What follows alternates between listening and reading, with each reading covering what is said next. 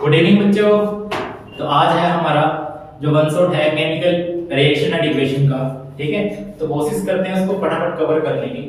सबसे पहले बात करते हैं केमिकल रिएक्शन और इक्वेशन, अपना चैप्टर है। ठीक है, केमिकल रिएक्शन किसको बोल रहे हैं?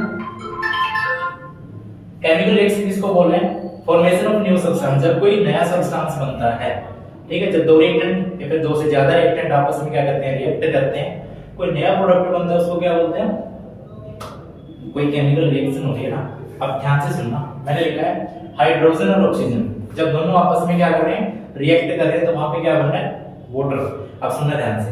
अब हाइड्रोजन और ऑक्सीजन ये दोनों क्या है, कंबशन को प्रमोट करते हैं, लेकिन जो नया प्रोडक्ट बना है वो क्या करेगा, कंबशन को प्रिवेंट करेगा। इसलिए हम बोलते हैं कि केमिकल रिएक्शन के अंदर कोई नया सब्सटेंस बनता है। ठीक है, उसके बाद है जो केमिकल इक्वेशन है। अब केमिकल इक्वेशन क्या है?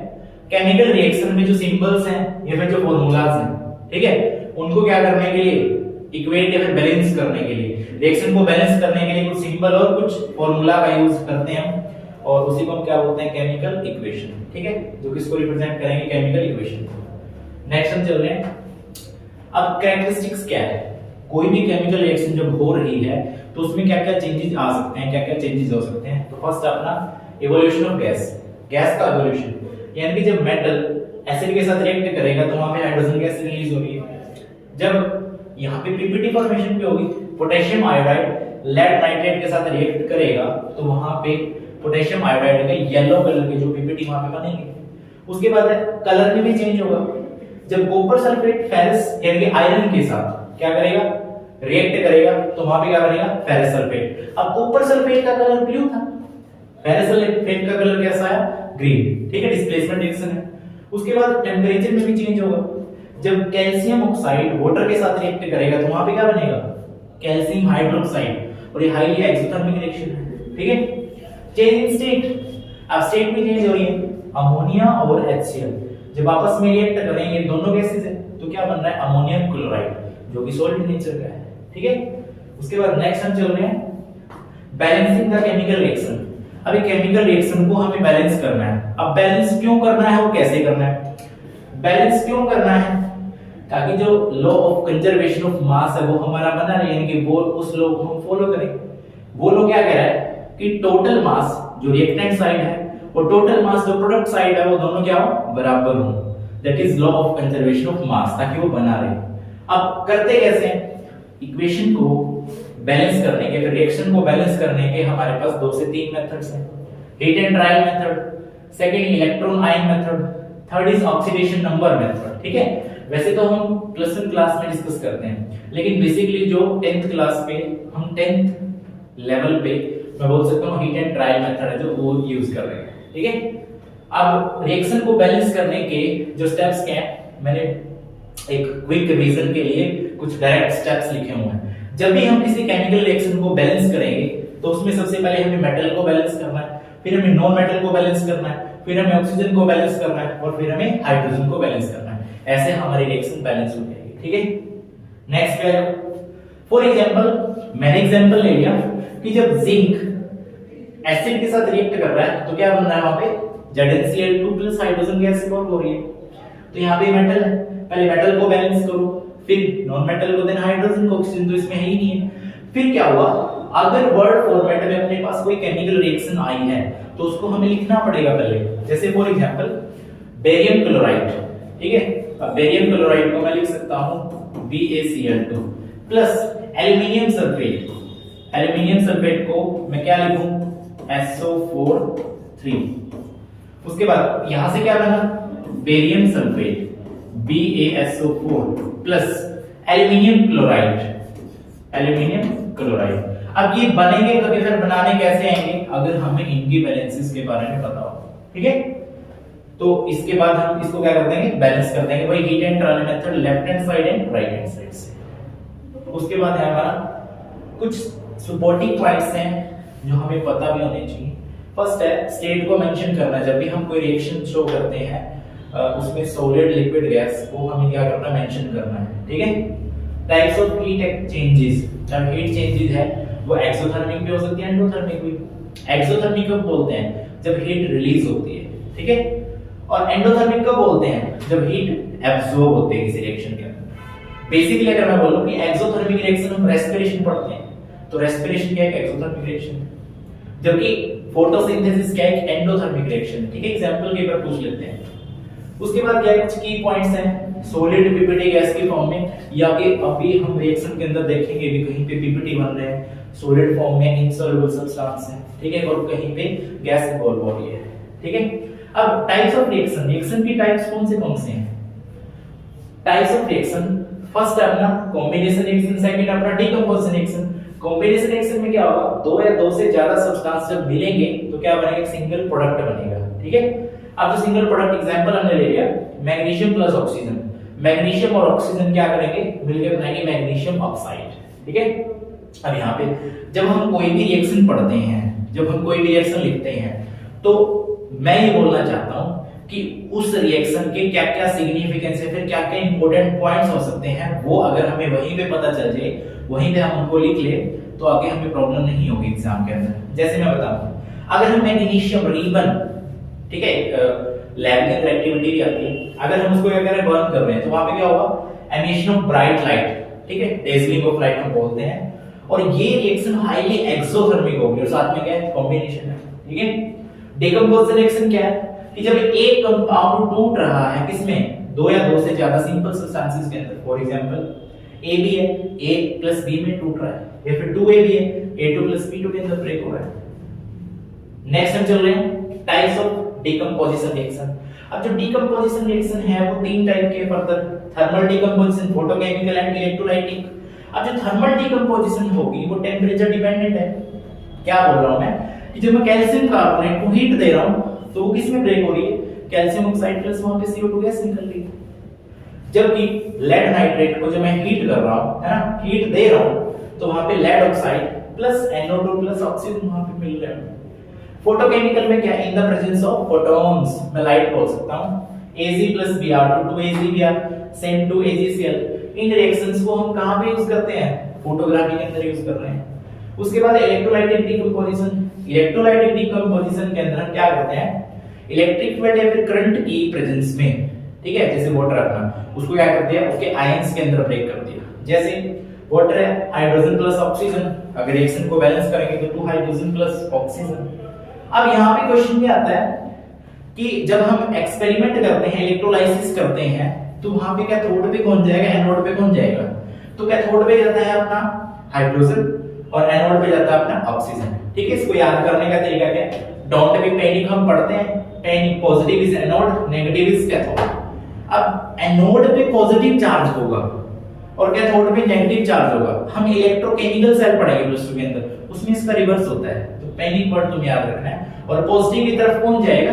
Negative species. ठीक है, उसके बाद है नेक्स्ट डिस्प्लेसमेंट रिएक्शन। अब डिस्प्लेसमेंट रिएक्शन क्या होगा? एक हाईली रिएक्टिव एलिमेंट जब लो रिएक्टिव एलिमेंट को क्या कर देगा? डिस्प्लेस कर देगा, उसको क्या बोलते हैं? डिस्प्लेसमेंट रिएक्शन बोलते हैं। ठीक है, जैसे मान लिया आयरन प्लस कॉपर सल्फेट, तो क्या बना? Iron ferrous sulphate plus copper. अब सुनना ध्यान से, अब ये रिएक्शन हमें कैसे समझ में आएगी? इसके लिए हमें पढ़ना पड़ेगा रिएक्टिविटी सीरीज को। अब रिएक्टिविटी सीरीज क्या है? जब मैं ऊपर से नीचे की बात करूं, जो हमारी रिएक्टिविटी सीरीज के अंदर रिएक्टिविटी डिक्रीज हो रही है, घट रही है। ठीक है, जैसे कि potassium, sodium, calcium, magnesium, aluminium, zinc और fluorine, lead, hydrogen, copper, mercury, silver and जो गोल्ड है। ठीक है, यानी कि गोल्ड सबसे कम रिएक्टिव होता है, जबकि पोटेशियम है सबसे ज्यादा रिएक्टिव है। ठीक है, तो इसमें मैं क्या बोल सकता हूं? इस रिएक्शन को समझने के लिए डिस्प्लेसमेंट को, जो ऊपर वाले एलिमेंट होंगे वो नीचे वाले एलिमेंट को डिस्प्लेस कर सकते हैं, दैट इज डिस्प्लेसमेंट रिएक्शन। क्योंकि इनकी रिएक्टिविटी कम है, इनकी रिएक्टिविटी ज्यादा है। जिसकी रिएक्टिविटी ज्यादा होगी वो कम रिएक्टिविटी वाले को वहां से डिस्प्लेस कर देगा, दैट इज डिस्प्लेसमेंट रिएक्शन। अगर मैं बोलूं FeSO4 ferrous sulphate plus copper, अब देखो आयरन, आयरन कहां है? ये रहा। ठीक है, इसको आयरन लिखना भाई। ठीक है, जिंक, आयरन। अब आयरन और कॉपर कहां? ये रहा। क्या कॉपर आयरन को डिस्प्लेस कर देगा? नहीं करेगा, इसलिए रिएक्शन क्या है? रिएक्शन होगी ही नहीं। उसके बाद हम चल रहे हैं नेक्स्ट डबल डिस्प्लेसमेंट रिएक्शन। इसमें क्या होगा? दो कंपाउंड रिएक्ट करेंगे और दो ही नए सब्सटेंस बनेंगे, दो ही नए प्रोडक्ट बने। कब? जब आयंस का वहां पे एक्सचेंज होगा। ठीक है। जैसे BaCl2 प्लस Na2SO4, अगर मैं देखूं बेरियम पे पॉजिटिव चार्ज होता है, क्लोरीन पे नेगेटिव, सेम सोडियम पे पॉजिटिव है, इस पे नेगेटिव, इसके वाला नेगेटिव इसके पॉजिटिव के पास, इसके वाला नेगेटिव इस वाले पॉजिटिव के पास, ये देखो बना बेरियम सल्फेट प्लस NaCl। अब ये दोनों होते हैं कलरलेस, जबकि बेरियम सल्फेट होता है जिसके क्या बनते हैं, व्हाइट कलर के PPT बनते हैं। उसके बाद आते हैं लेड नाइट्रेट, जब पोटेशियम आयोडाइड के साथ रिएक्ट करेगा तो वहां पे बनेगा लेड आयोडाइड, और इसके बनते हैं येलो कलर के PPT। ये चीजें जो मैंने लिखी हुई हैं, ये चीजें एग्जाम में पूछी जाती हैं, या फिर केस स्टडी की फॉर्म में क्वेश्चन पूछ सकते हैं, ठीक है, या फिर कोई एक्टिविटी की फॉर्म में 3 पॉइंट्स बना देंगे और वहां पे क्वेश्चन पूछ लेंगे। क्वेश्चन कैसे भी आ सकता है। प्रेसिपिटेट रिएक्शन क्या होगा, इसमें PPT बनेगी। अब प्रेसिपिटेट के साथ वो कौन सा decomposition, sorry double displacement reaction हो जाएगा। नेक्स्ट है रेडॉक्स रिएक्शन। अब रेडॉक्स रिएक्शन में हम दो पढ़ते हैं, ऑक्सीडेशन एंड रिडक्शन। ऑक्सीडेशन बोले तो addition of oxygen and removal of hydrogen, और साथ में मैं क्या बोल सकता हूं, इलेक्ट्रॉन का लॉस होता है जिसमें वो उस वहां पे हुआ है ऑक्सीडेशन, ठीक है। जैसे कॉपर प्लस ऑक्सीजन मिलके क्या बना रहे हैं, कॉपर ऑक्साइड। अब कॉपर मैंने देखो ये कॉन्सेप्ट ये है, यहां पे ऑक्सीजन ऐड हुआ, दैट इज ऑक्सीडेशन। अब कॉपर से कॉपर आयन कब बना होगा, जब इसमें 2 इलेक्ट्रॉन का लॉस किया, लॉस ऑफ इलेक्ट्रॉन किस में जाएगा, ऑक्सीडेशन में जाएगा। अगर मैं बात करूं रिडक्शन की, तो रिडक्शन में क्या होगा, हाइड्रोजन का ऐड होगा, एडिशन होगा, और ऑक्सीजन का रिमूवल होगा। यहां पे इलेक्ट्रॉन का गेन होगा, कैसे, कॉपर आयन से कॉपर कब बना होगा, जब उसने 2 इलेक्ट्रॉन का गेन किया होगा। तो CuO कॉपर ऑक्साइड से क्या बना है, copper plus oxygen, removal of oxygen, that is reduction. जिसका रिडक्शन हुआ इसका मतलब रिड्यूस हुआ है, जिसका ऑक्सीडेशन हुआ इसका मतलब ऑक्सीडाइज हुआ है, ठीक है। अब रिडक्शन जिसका होता है वो होते हैं ऑक्सीडाइजिंग एजेंट, जिसका ऑक्सीडेशन होता है वो होते हैं रिड्यूसिंग एजेंट। इनमें कंफ्यूज नहीं होना है। आइए थोड़ा सा और क्लियर करते हैं। अब देखो मैंने यहाँ पे एक रिएक्शन लिखी, ZNO प्लस कार्बन, यहाँ पे जिंक बना कार्बन मोनोऑक्साइड में बोल सकता हूँ, ठीक है। अब सुनना ध्यान से, ZNO से Zn बना, यानी कि removal of oxygen. Removal of oxygen होता है रिडक्शन, जिसका रिडक्शन हुआ वो बना ऑक्सीडाइजिंग एजेंट। अगर मैं बोलूं कार्बन से बना carbon monoxide, that is addition of oxygen, क्या बना ऑक्सीडेशन, जिसका ऑक्सीडेशन हुआ वो कौन है, रिड्यूसिंग एजेंट, ठीक है। अब ऑक्सीडेशन किसका होता है, या फिर ऑक्सीडेशन जिसका होगा वो कौन बनेगा, रिड्यूसिंग एजेंट। जिसका रिडक्शन होगा वो कौन होगा, ऑक्सीडाइजिंग एजेंट। ऑक्सीडेशन हुआ मतलब ऑक्सीडाइज हुआ, रिडक्शन मतलब रिड्यूस हुआ। इस रिएक्शन के अंदर भी क्वेश्चन में पूछ लेते हैं कि कौन रिड्यूस हुआ है, कौन ऑक्सीडाइज हुआ है, कौन रिड्यूसिंग एजेंट है, तो कौन ऑक्सीडाइजिंग एजेंट है। ध्यान से देखो, ZNO से Zn बना है, तो ZNO क्या हुआ, रिड्यूस हुआ है, जबकि जो कार्बन है ये कार्बन, ये क्या हुआ, ऑक्सीडाइज हुआ है, ठीक है। जिसका ऑक्सीडेशन वो ऑक्सीडाइज, जिसका रिडक्शन वो रिड्यूस। अब रिड्यूसिंग एजेंट, इनमें रिड्यूसिंग एजेंट कौन है, कार्बन। इसमें ऑक्सीडाइजिंग एजेंट कौन है, ZNO, that is zinc oxide, ठीक है। ये वाली चीज तुम्हें पता हो, ये पूछ लेते हैं, ओके। अब रेडॉक्स रिएक्शन क्यों बोलते हैं, जब रिडक्शन और ऑक्सीडेशन साइमल्टेनियसली किसी रिएक्शन के अंदर हो रहा है, दैट इज रेडॉक्स रिएक्शन, ठीक है। उसके बाद effect of oxidation in daily life. Daily life में ऑक्सीडेशन का इफेक्ट हमें कहां देखने को मिलता है, इसमें दो कांसेप्ट देखे हैं। First is corrosion of metals, second is rancidity of food. अब कोरिजन ऑफ मेटल्स में क्या है कि जब कोई भी मेटल, ठीक है, एयर या फिर मॉइस्चर के कांटेक्ट में आएगा तो वो क्या बनेगा, उससे उसके सल्फेट या फिर कार्बोनेट्स, ठीक है, इसमें कन्वर्ट हो जाएगा। उसको हम क्या बोलते हैं, कोरिजन ऑफ मेटल।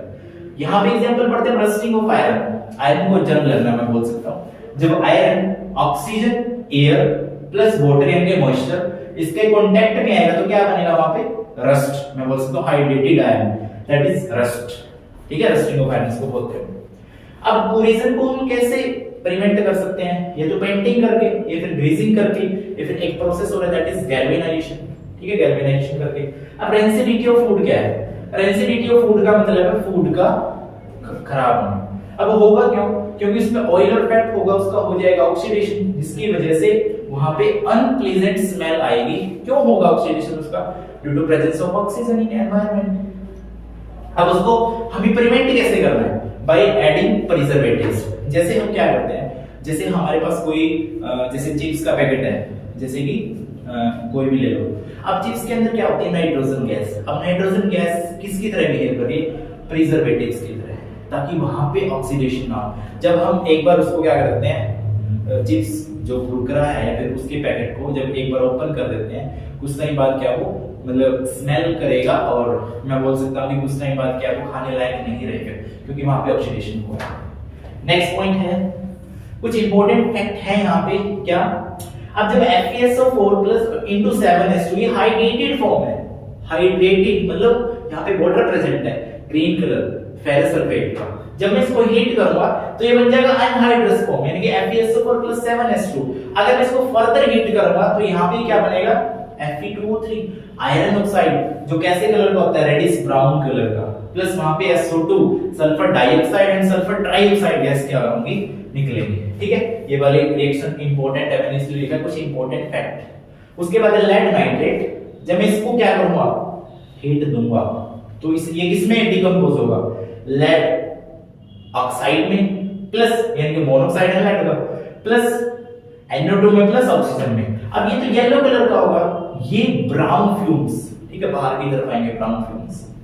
उसके बाद एक कैल्शियम कार्बोनेट, इसको जब मैं हीट करूंगा तो वहां पे कैल्शियम ऑक्साइड प्लस CO2 निकलेगी, और कैल्शियम ऑक्साइड को जब वाटर के साथ रिएक्ट करवाओगे तो वहां पे क्या होगा, कैल्शियम हाइड्रोक्साइड बनेगा, that is highly exothermic in nature. ठीक है, तो ये था बच्चों आज का अपना चैप्टर, और ऐसे ही जो चैप्टर से वन शॉट लेके आते रहेंगे हम, एक एक 1 by 1, केमिस्ट्री, फिजिक्स, बायो, कोई भी हो। ठीक है, आज की वीडियो में इतना ही बच्चों।